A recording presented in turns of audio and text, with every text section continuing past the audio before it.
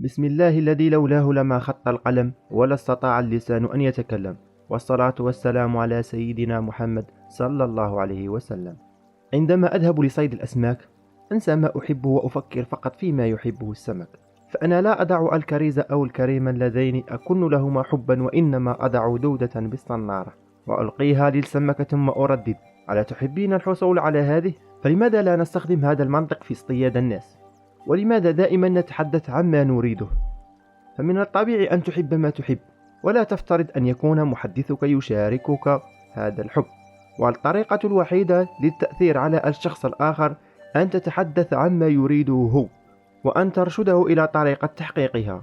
من الأفضل أن تتذكر ذلك في تعاملك مع أطفالك أو مع صغار العجول. في ذات يوم أراد رالف والدو إميرسون هو وابنه أن يجعل عجلا صغيرا يعود إلى حظيرته، ولكنهما ارتكبا الخطأ الشائع بالتفكير فيما يريدان. إميرسون يدفع العجل وابنه يجذب دون جدوى، وكان العجل مثلهما تماما، يفكر بماذا يريد، فثبت أقدامه في الأرض ورفض أن يبرح مكانه قيد شعره. زوجة إميرسون رأت المشهد من نافذة منزلها، ولم تكن ماهرة مثل زوجها في كتابة المقالات والكتب، ولكنها كانت تدرك ما يريده صغار العجول. فقد ذهبت إلى العجل ووضعت إصبعها في فمه ليلعقه، ثم قادته بيسر إلى داخل الحظيرة.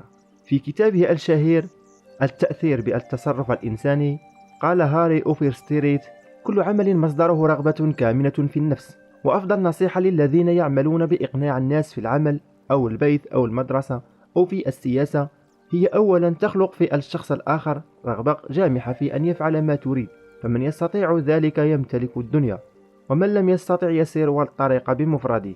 إليكم أعظم نصيحة في فن العلاقات الإنسانية. قال هيرني فورد: إذا كان هناك سر للنجاح فهو يكمن في القدرة على معرفة وجهة نظر الشخص الآخر ورؤية الأشياء من منظاره هو. إن أي إنسان عادي يستطيع أن يحس صدق هذا القول، ومع ذلك فإن 90% من الناس يتجاهلون هذه الحقيقة في 90% من الوقت. يجوب آلاف البائعين طولا وعرضا وهم منهكون ومتعبون، ولا يكادون يحصلون على أي مكسب يذكر. لماذا؟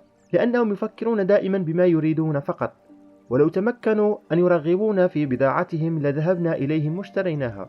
إن العالم مليء بمثل أولئك الأشخاص الذين يسيطر عليهم الجشع والأنانية، ومن ثم فالذي يسعى جاهدا لخدمة غيره يمتاز بميزة عظيمة هي تفوقه على منافسيه.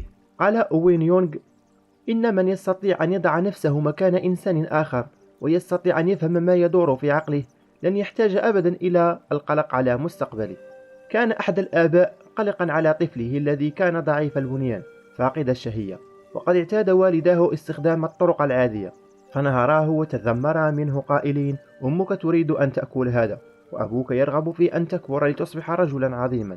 ولكن هل اهتم الطفل برغبات والديه؟ فهل يتوقع إنسان بالغ ما بلغ من غباء أن يتوقع أن يتفاعل طفل عمره 3 سنوات مع وجهة نظر والده البالغ من العمر 30 عاما؟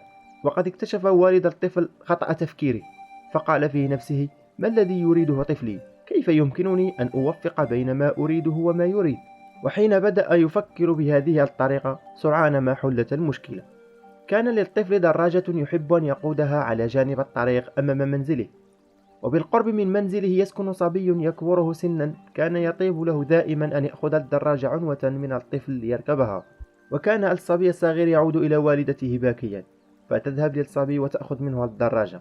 فماذا كان يريد الطفل؟ بالطبع كان يرغب في الانتقام من هذا الصبي، وعلم أبوه هذا، فقال له إنه يستطيع تحطيم الصبي إذا ما تناول جميع ما تقدمه له والدته من طعام. فأخذ الطفل يتناول جميع ما تقدمه والدته من أصناف الطعام لكي ينمو ويكبر ويقوى، ويستطيع أن يؤذي ذلك الصبي الشرير الذي طالما سخر منه. تذكر دائما خلق أولا في الشخص الآخر رغبة جامحة، فمن يفعل ذلك يمتلك الدنيا، ومن لم يفعل يسير الطريق وحيدا.